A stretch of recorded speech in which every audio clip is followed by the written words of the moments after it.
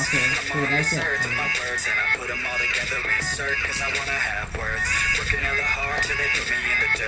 Gonna go far, man, listen to my words. Gonna be a star, man, life's like a blur. When you're working this hard till you get the stronger. Yeah, I ain't taking a backseat, I'm passing. Anybody else who is laughing, I'm nasty. Ain't nobody able to catch me, they gas me. They cannot compare, they can't match me, I'm at half speed. I got your girl and she laughing and dancing. Hanging on my butt, she asking to crash with me.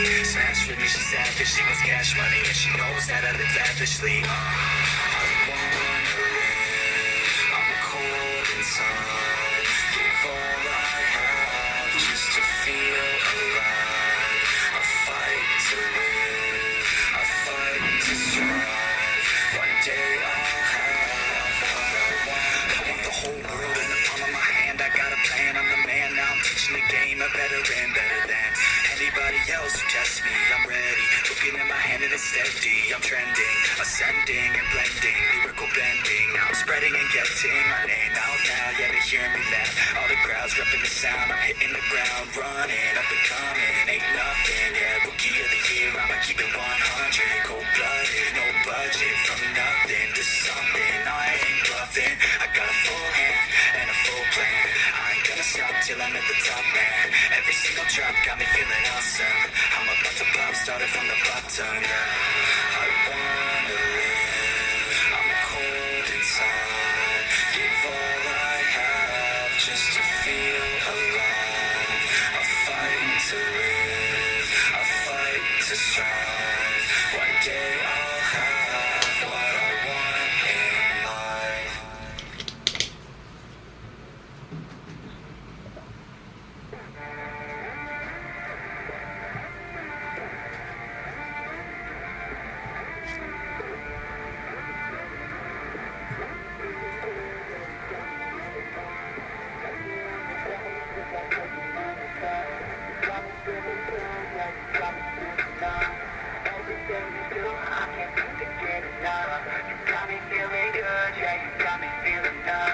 'Girl, you got me shook from the way your body looks.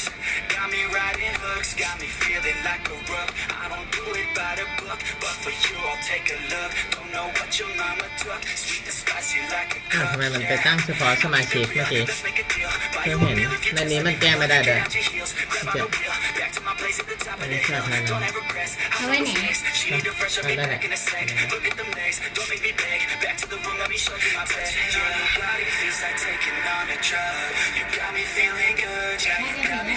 ฮะ Everything you do, I can't seem to get enough. You got me feeling good, yeah, you got me feeling numb. Touching on your body feels like taking on a drug. You got me feeling good, yeah, you got me feeling numb. Everything you do, I can't seem to get enough. You got me feeling good, yeah, you got me feeling numb. I could look at you all day.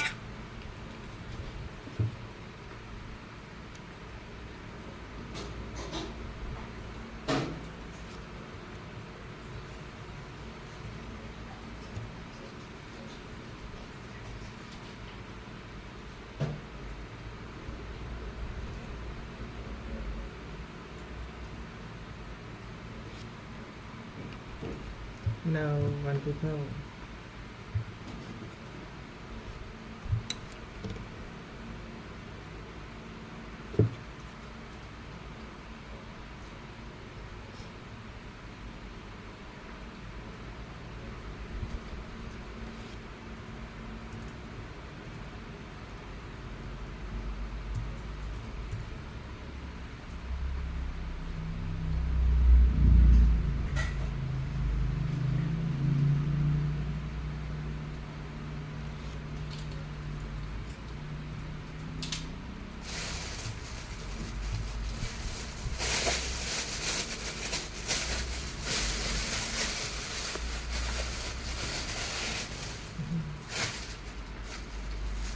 ถุงซิกอะไรแบบนี้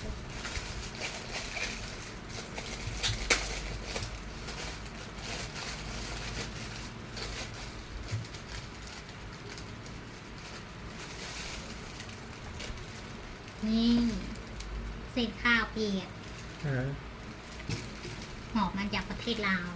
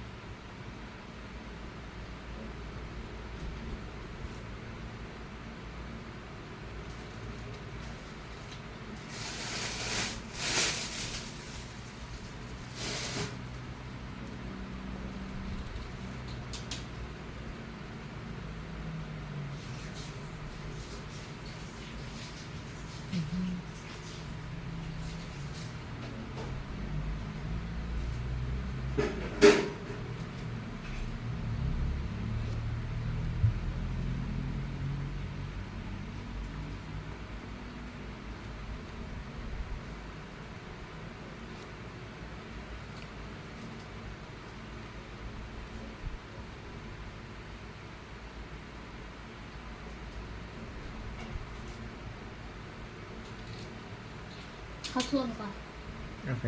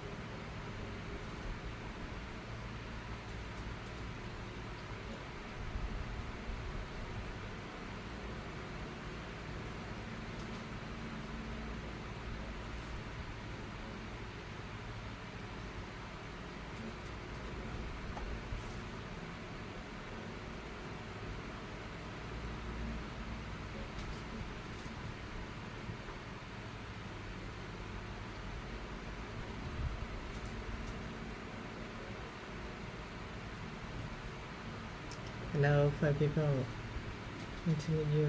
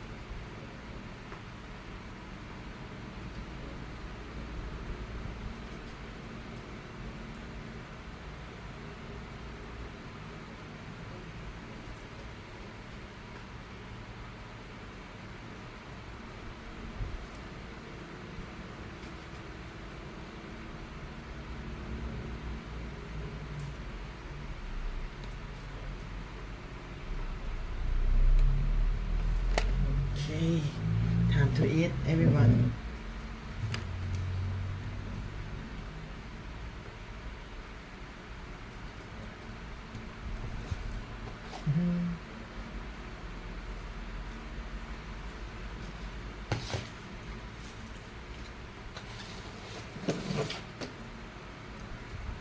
I love strawberry.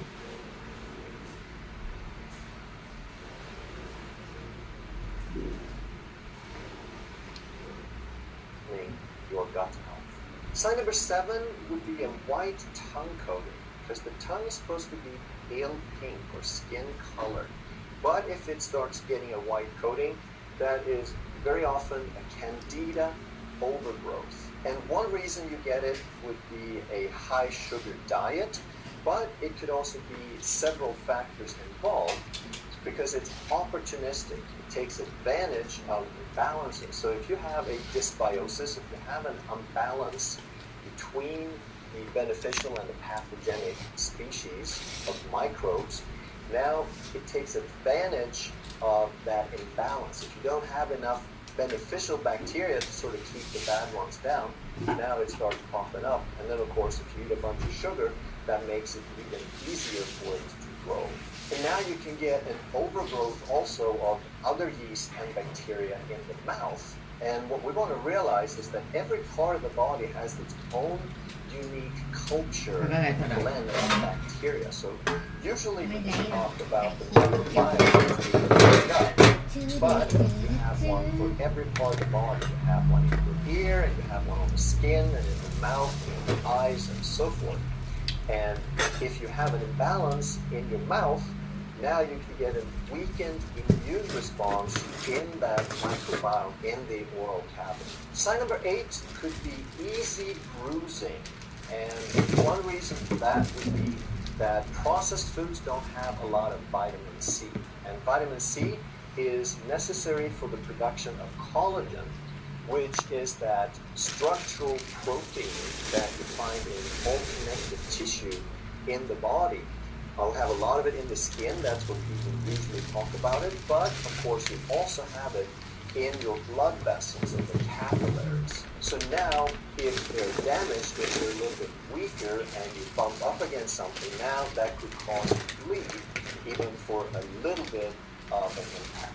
And then there's another vitamin called vitamin K that we also don't find much in processed foods, and that's your clotting vitamin. So if you don't have enough of the vitamin K, now first you start bleeding because of the vitamin C lack, and then now you get a little bit of a bleed, but it doesn't stop bleeding, so now you form that bruise very, very easily. And once more, I'm just amazed at the wisdom of the body and how everything supports each other, because the microbiome, the healthy bacterial flora, actually produces a significant portion of your vitamin K. Sign number 9 would be increasing blood pressure. And the number one reason for that is that you have insulin resistance, because with high levels of insulin, that increases the amount of sodium that the kidneys reabsorb.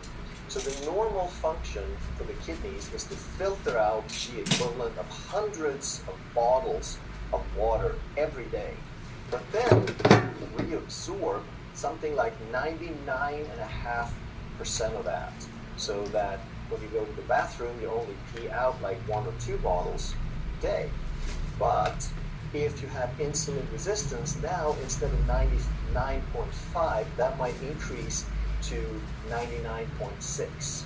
And even though that's just a tiny little difference, that's going to keep more fluid in the body. And water and sodium always follow along, so if you have too much fluid in the body, that's going to increase the blood pressure. So processed foods is the number one reason for insulin resistance, but processed foods do a lot more. So they produce advanced glycation end products, or AGEs, which are those proteins that get sugar stuck to them, which damages the tissues. You get ROS, reactive oxygen species, which is basically free radicals or excess free radicals. You get inflammation, and processed foods also have very little magnesium, and processed foods also contribute to dysbiosis or gut imbalance. So what all of these have in common is that they affect the function of the blood vessel. That's called endothelial dysfunction. So the blood vessel is not just a tube. It's not like this PVC pipe where fluids just passively flow through. The blood vessel is alive. It has muscles in the wall, so it can contract, constrict to increase blood pressure, or it can dilate to lower blood pressure. And the body regulates this all the time, because it determines how much blood is flowing to the different parts of the body. But if you have endothelial dysfunction, that means that the blood vessels don't work properly. They don't regulate the flow and the blood pressure properly. And overall, they tend to stiffen, which would mean that blood pressure goes up. So that's another factor that contributes to high blood pressure. So we need to understand that sodium plays a role in high blood pressure, but it's not like you've been told. It's not a primary role, it's a secondary role. So I know that wherever you go, the first thing you're told about blood pressure is to cut back on the sodium. But a healthy person, a healthy body, knows how to regulate sodium. It knows even if you eat 3 times as much sodium, your body can get rid of it, because it's a very easy mechanism if your body is healthy. So in other words, it's not the sodium, it's you have to get unhealthy first, and then your body becomes unable to regulate the sodium, and now you have a problem. Sign number 10 would be that you seem to catch every cold and flu that comes around.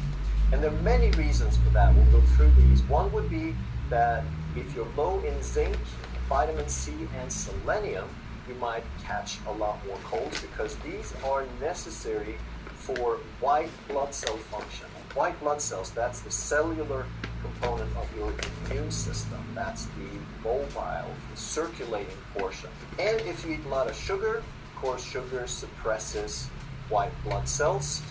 Who is surprised at this point? I don't think we've ever found anything good about sugar. And if your bad diet causes a weak gut or an unbalanced gut, now you're going to have a weak immunity as well, because 70% of your immune system resides in the gut. It's called GALT, G-A-L-T, gut-associated lymph tissue. And that makes sense because everything that you put into your body needs a barrier. It needs to be shielded from your body. It needs to be processed before it's allowed in, and that's what GALT does. And when it comes to immune system, we absolutely have to talk about the brain and stress.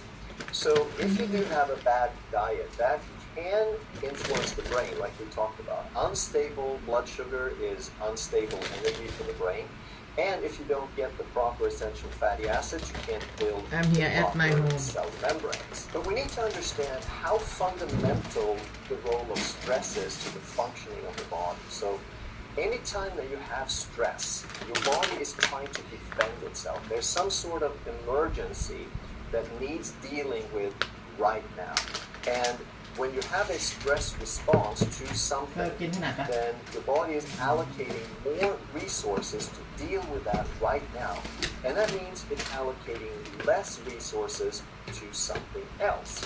So whenever you have a stress response, you're going to turn off or reduce the amount of resources going to your internal organs. That means your digestion and your immune system and your reproduction and your DNA repair and your healing.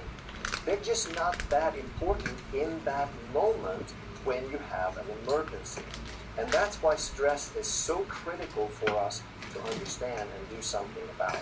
So anytime that you have a stress response, when you have increased stress, that means that you have fewer resources allocated to your immune system. And we need to understand that a stress response is necessary. You wouldn't survive if you couldn't respond to different stresses. But the question is, how long does it keep going and how strong it is? And that's the brain that determines. You're supposed to have the stress response, but the brain is supposed to control the magnitude and control the length of it. So if you have a well-working brain, then it will be a lesser magnitude and shorter duration. The stress doesn't control you. So the brain is critical in that aspect. If you enjoyed this video, you're going to love that one. And if you truly want to master health by understanding how the body really works, make sure you subscribe, hit that bell, and turn on all the notifications so you never miss a life-saving video.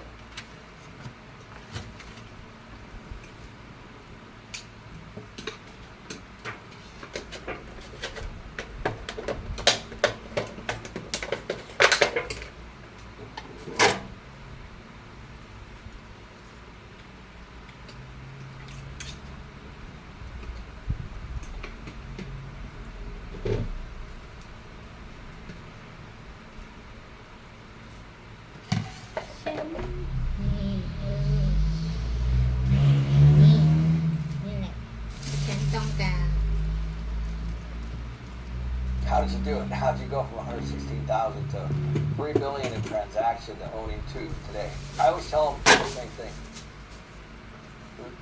I started with operations with property management. I think a lot of times people want to start businesses and they put money into those businesses. But they don't know how to run them. They don't know that sales involves everything. อยู่ก่อนไม่ได้หรอกขายแป๊บเดียว ได้สิ How to manage ทำไมแต่ไม่ได้ใช่บอกไม่ได้ มาทุกคนกินเฝอกินไม่ใช่เฝอสิมันเป็นข้าวเปียกคนลาวเขาเรียกข้าวเปียกอันนี้ผักอะไรก็ไม่รู้เขาบอกอร่อยอร่อย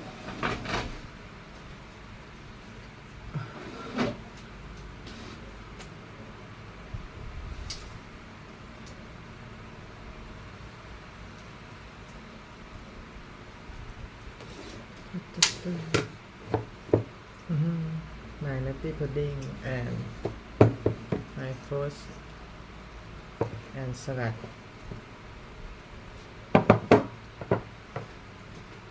ลองกินที่เนี่ย ไมโครเฟนเวจจี้มาขอเดินนะ อืม กินก่อนเลยอ่ะ ร้อน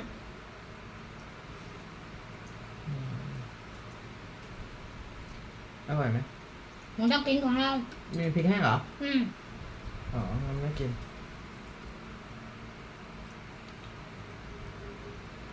รู้ว่าแค่ว่ามีพริกแห้งเหมือนไอ้ครีมแม่เห็ดโจ๊กอะได้ยังเนี่ย How did you do it? How did you go from 116,000 to 3 billion in transaction to owning 2 today? I always tell them the same thing. I started with operations with property management. I think a lot of times people want to start businesses and they put money into those businesses, but they don't know how to run them. They don't know that sales solves everything. They don't know how to manage expenses. They don't know how to manage people. So one of my competitive advantages was actually jumping into property management because now I was able to learn all of those things on somebody else's nickel.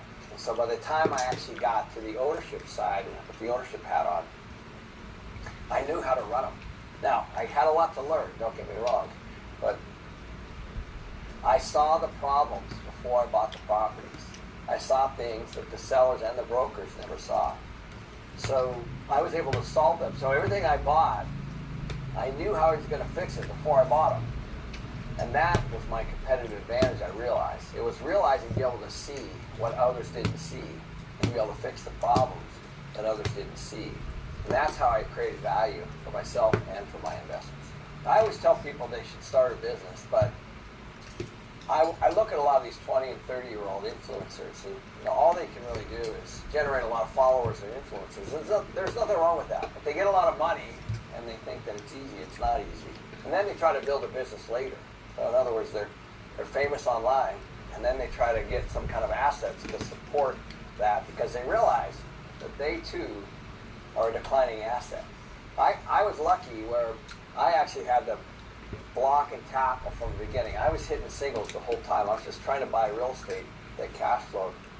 And then over 20 years, I was able to do that successfully just by focusing on passive income. Then along came the pandemic. Some of you might have heard it. Well, I got sent home. I started doing the YouTube channel and those kinds of things. So I'm talking about real things, experience and wisdom of things that I actually did.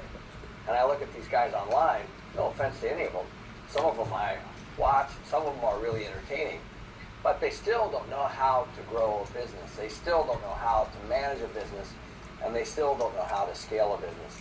Well, what they're good at is TikTok. So after 5 or 6 years of being in property management, I realized that I'm never going to get wealthy. I'm going to have what I call a busyness. It's not a business, it's a busyness. I was just busy all the time. Property management's hard. So I realized I was going to have to start buying property just like some of the other people that I knew.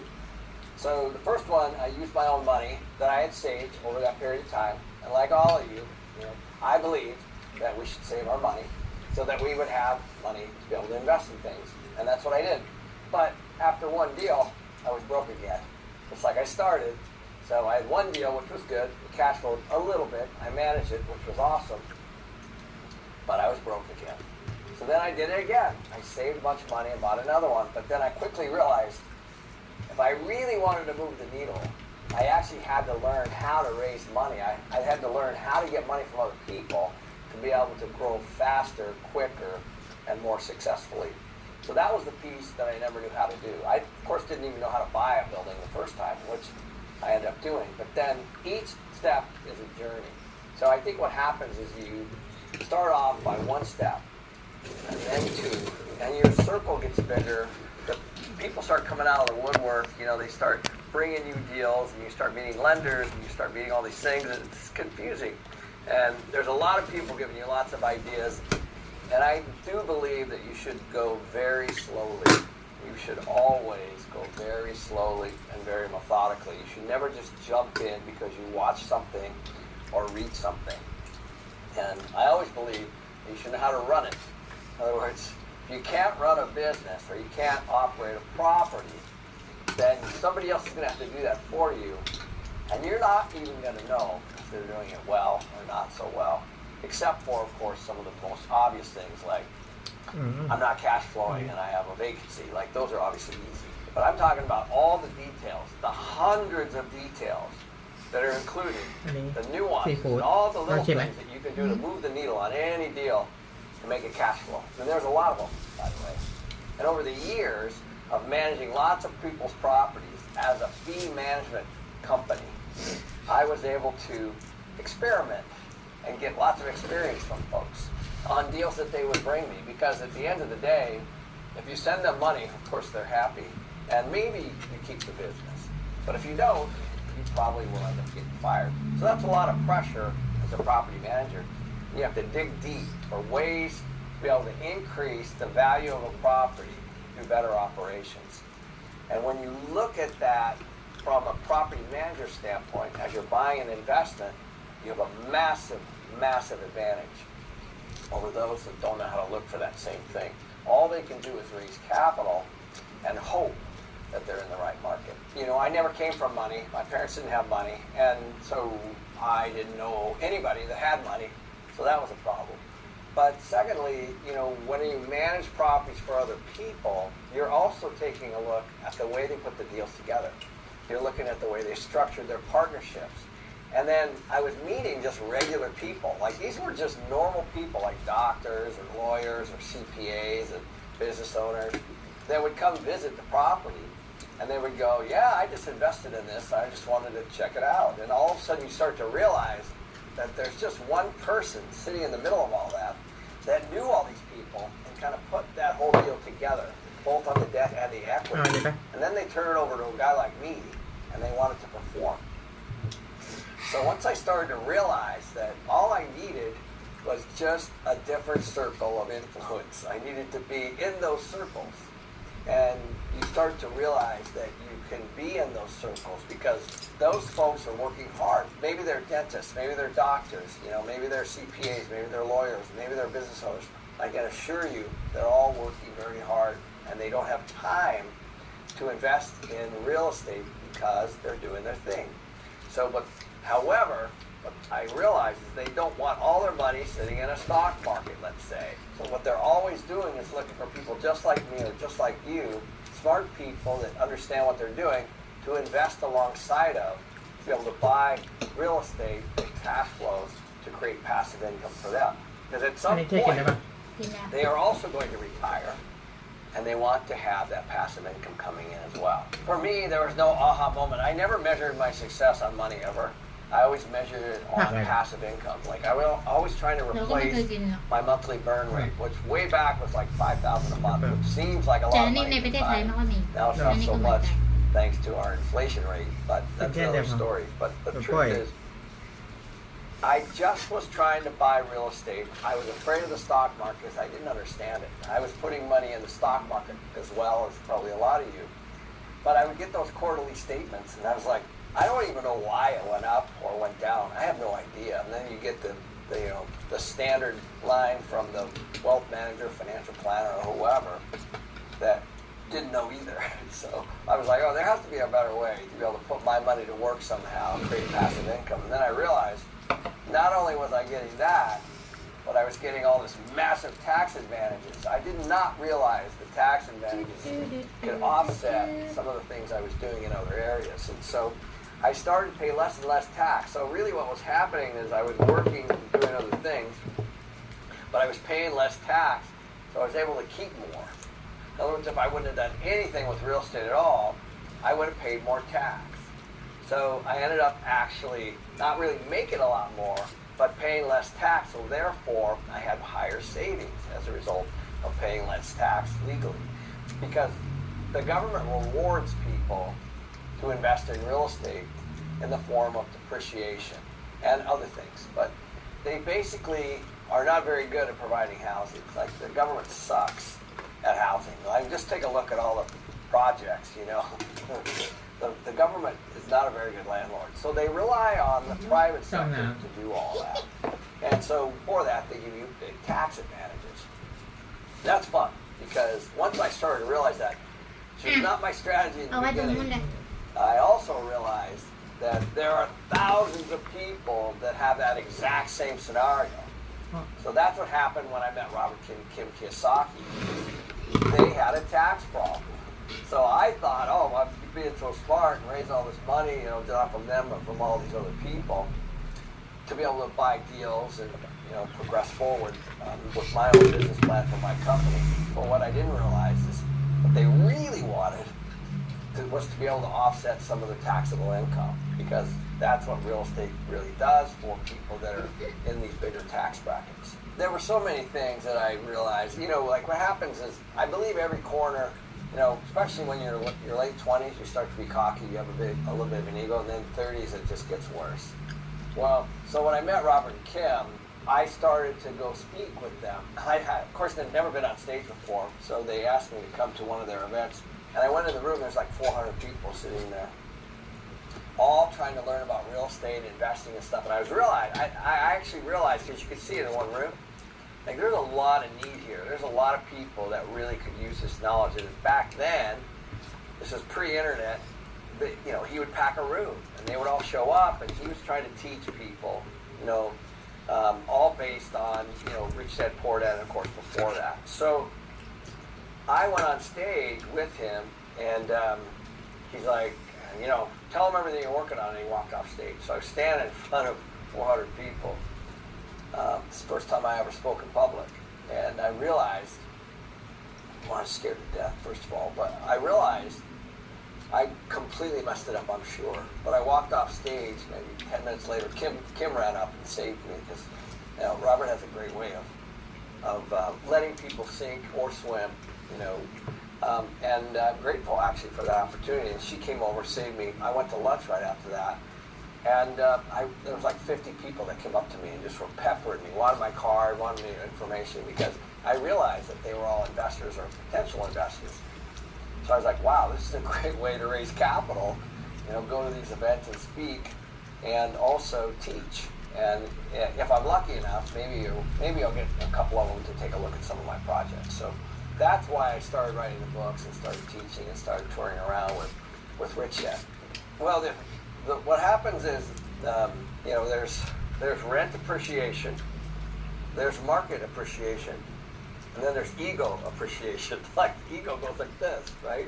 Because just because the market's going up, people believe that it's them. And so in my 30s, I was no different. So I call it the big flip. So one of the big deals that I did was I was doing condo conversions. So I would take apartment buildings all over, talking about Tucson, in Scottsdale, Arizona, in Portland, Oregon, and in other places. We'd buy these apartment buildings, and then we'd sell them off. Like we did, I think, almost 1,000 units in Las Vegas, as an example. So we'd buy existing apartment buildings, even brand new ones, convert them to condos, and sell them off one by one. So that took about 4 years, and we had wild success. We started a condo realty management company, a condo sales company, and of course we were a developer, put this whole complex financial structure around it, and we made a lot of money. I mean, a lot. At the end of all of that, I had no real estate. I had a lot of money. I had upgraded my whole lifestyle. I had bigger houses, nicer cars, I had done more fun stuff, but I didn't have any assets that produced income. I had basically just worked my butt off and done one big flip of about 3,000 units. That's all I did. So I didn't own anything, and that was my big lesson. So as I went into my 40s, I said, I'm never going to do this again. And that's when I ran into one of my many mentors. His name was Leonard Litwin, and he was called New York Lenny. He was building a project in Arizona, and he asked me if I would help his grandson put it together, which I did. I ended up helping on that project, and he called me one day, and he said, would you like to buy it?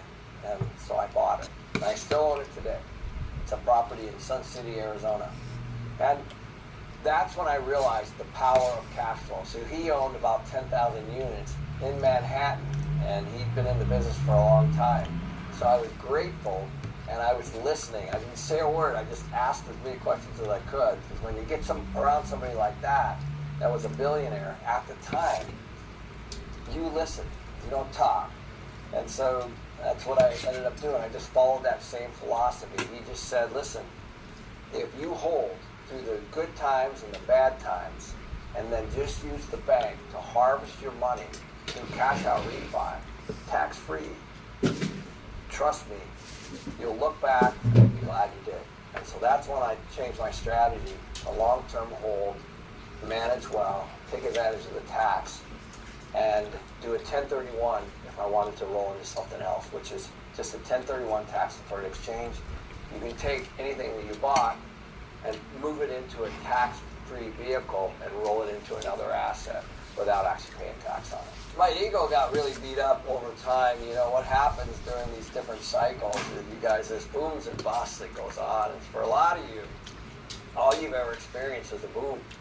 So you don't learn anything when you make money. You don't. In other words, like I said, rent growth, market appreciation, ego appreciation. Like, that's the way it goes. Like, people's egos make them believe that they're really, really smart. And, of course, they make really bad decisions. They start saying, I like the Superman complex, you know. I can do anything. You know, I can buy here, I can do that, I can raise all this money. And they just go and blow. Well, it's not a great strategy if you think that the past is always going to be what the future is. You always have to check yourself and make sure that whatever it is that you're going to do, that you really, really understand it. You have to take off all the blinders that we all have, because that's what we have. And so you have to step back, and I always call it, you know, a coin always has three sides. You know, there's the right, the wrong, let's say, and the edge. If you can stay on the edge and look down at each side and really be objective, you're going to make better decisions, not only with your money, but with other people's money. So I bought and sold a bunch of stuff, of course, through my 30s, and when I'm 40 years old now, I'm like, wow, I need to build a long-term strategy, and I need to scale a company. And that's when Ross and I decided to merge and also plant a flag and say we're only going to grow and we're going to keep the projects over the long haul. And that's what we did. The thing is we both didn't know how to do it. We both had small companies. We both had mild success now looking back. But now we wanted to grow a business that was 10,000 units. We didn't know quite how. We didn't know that we were going to be at 300 employees one day. We didn't know how to do that. In fact, at the time, I think I had one person that was answering the phone, doing the counting, and actually looking at deals for me as well. So we literally went from one person to 300. I didn't know how to hire a COO, a CEO, a CFO, a CIO. I didn't even know any of those words. I just knew that I needed real quality, smart people in those positions. And that's what I strived to do to build my business so that I didn't have to work so hard. Because what I really wanted was the financial freedom that real estate provides. And I wanted to be able to do what I wanted to do when I wanted to do it, actually. And I wanted other people to do it. So I believe that a company exists to provide cash flow for you without you even working in it. That's what I believe. I believe that that is what gives you the ultimate freedom. And then what happens is you want to. You actually want to do it. But you learn a lot. When you build a company that doesn't actually need you, that's when you really learn.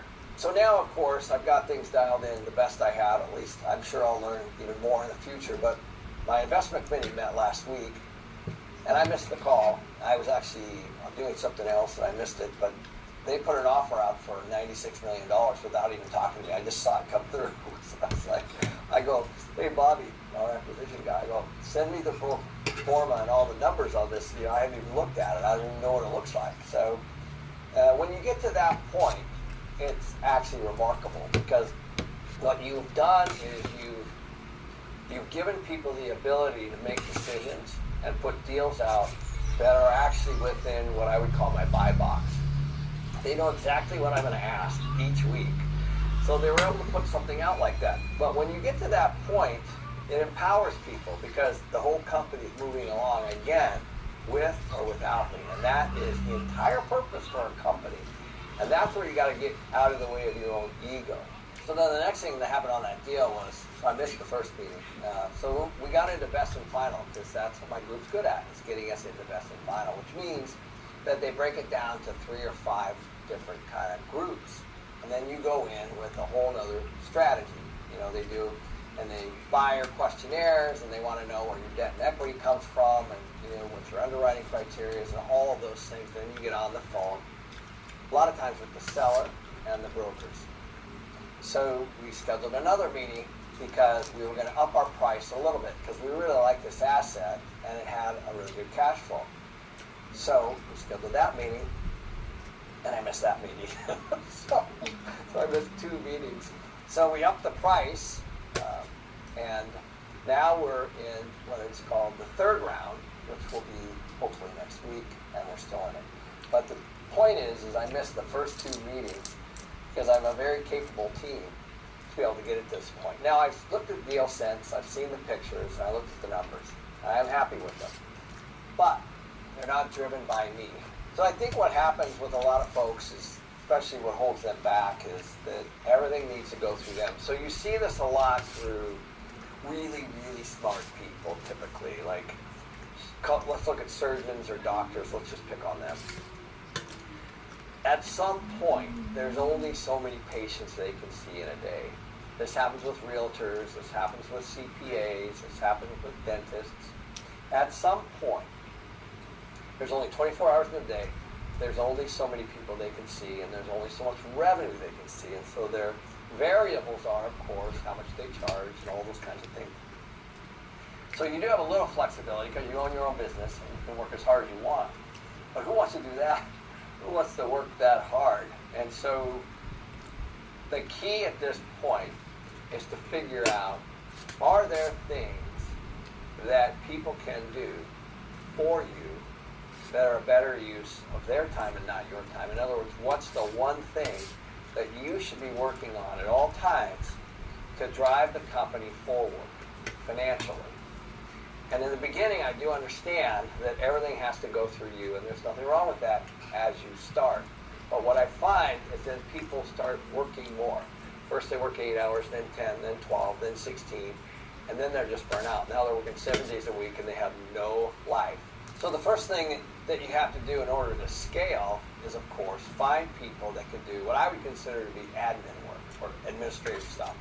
Like things that don't make you money at all, but things that drive money to the bottom line because they're better use of your time. Well, so for an example, last weekend somebody asked me, if you were starting on your own and you had one person to hire, who would you hire? And I thought, I'd probably hire like a bookkeeper or an analyst. And they were like, well, why? I go, because that person can do financial modeling for me. That person can pay bills. That person can go out and understand and look for things that is coming to me in the email in the form of business plans, rent rolls, financials, and those kinds of things, and put them into a model and get them ready for me. That person can go out and look for new markets and those kinds of things. And now all of a sudden I have somebody doing all those things that I consider to be research and admin. And now I'm focused on just the one sheet that actually has the numbers in them. Now from there, I can make good decisions. Is this a go or no go? And now I'm more efficient. I can do all of those things. I can scour the internet at night. I can send broker emails. I can go look at markets. I can go do modeling. I can do all of that stuff. And you have to know how to do that stuff. The point is, does that make you money? I would say, follow the cash ball. Is that losing your money or making you money? So we're very clear on what our one thing now is. It's to grow the company to 25,000 units. And so for that, we need a whole new layer of people that can get us to that point. As far as analysts, acquisitions, new markets, equity sources, etc. All of those things have to be put in place because let's say my company is running at 1.0 and that's 10,000 units. To go to 2.50, 25,000 units, that's another gear. You have to have different people in different positions and you have to think differently. Over the years in this business, I've met many, many, many billionaires. If you want to learn exactly some of their best practices, check out this video that I just did on billionaire traits.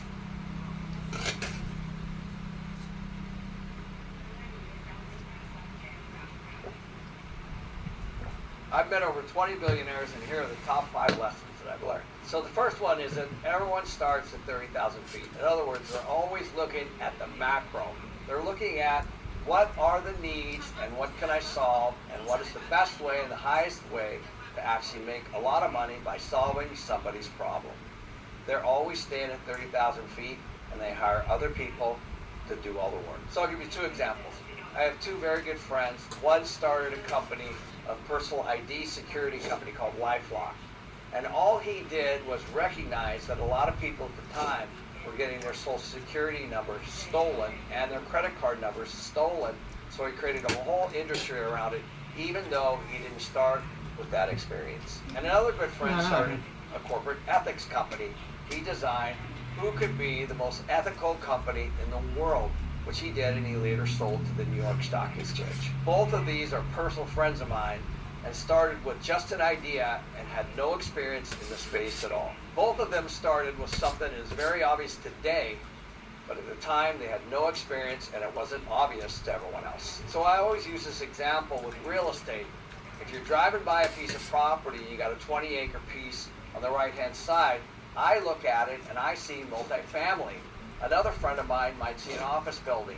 Yet another might see a retail center, and another one might see a grocery store. So everyone has a different look. A home builder, a condo builder, or whatever it is, everybody has and sees what they see. So the person's ability to see bigger or something different, that's how the rich get rich. They see more than what just is in their own lane. The second one is leveraging smart people. And the reason I underline smart is because sometimes people just get hired and they're not necessarily the best at what they do. So this doesn't necessarily have to be people that you employ. These could be leveraged through other businesses. For example, with regard to real estate, I might want to find the best brokers in the area to find the best properties, and then I might find somebody who can tell me the highest and best use for that particular piece of property.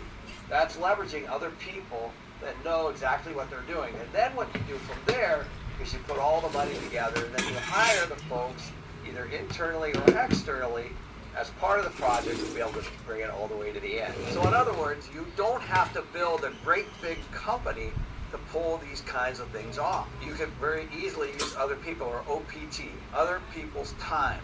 That's what you want to do. You keep your vision at 30,000 feet, you find the very best people that can put this whole thing together for you, just like you would a puzzle on a kitchen table. And knowing who those people are is going to depend on what exactly your 30,000 foot goal is. One thing to keep in mind is you don't necessarily have to have the whole strategy figured out before you start. When my partner Ross and I started our business, we were nowhere near $2 billion in assets, nowhere near. The goal at the time was 10,000 apartments, and we of course didn't know exactly what we needed and when we needed it. So like all businesses, when you start with an idea like this, it's you pushing a rock uphill. And as you start to hire smart people and smart consultants and smart businesses to help you, then you start to get more and more help to push that rock, and eventually it actually goes down the other side and starts growing exponentially. The third thing is that you got to be focused on one thing. Now, Gary Keller has a great book called The One Thing, and he absolutely nailed it. Because what happens is you have to have one thing to focus on. For us, it was 10,000 units. That was our one thing. We didn't exactly know at the time that we needed a CIO, a CEO, a CFO, and all those other C's. We didn't know.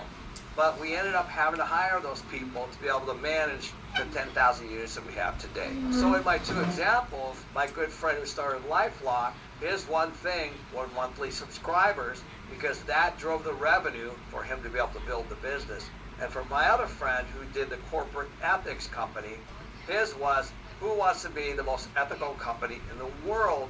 And he ended up having big names like Ford and Aflac. They all wanted, of course, to be the most ethical business in the world, which, of course, prior to that had never existed. So ours, of course, was 10,000 units. And once we hit 10,000 units, our new one thing became 25,000 units. The fourth thing are benchmarks for success. So benchmarks for success are really important. For example, if I want to buy 10,000 units in 10 years, I simply say I need to buy 1,000 units a year for 10 years. Then what you can do is you can break that down into quarterly goals. In other words, 250 units per quarter is 1,000 units a year, times 10, that's 10,000 units. Each 30,000 foot version has an end game. In other words, it has a goal at the end. For us, it was 10,000 units. You simply work backwards, and then you build the company from the ground up based on those metrics. So at the end of each of those metrics, obviously in 1 year, it's pretty easy to know whether or not you bought 1,000 units. There's a lot of stuff that can happen. You need to have equity relationships or lenders, or you need to raise more capital, you need to find properties or hire more acquisition people, or whatever it is.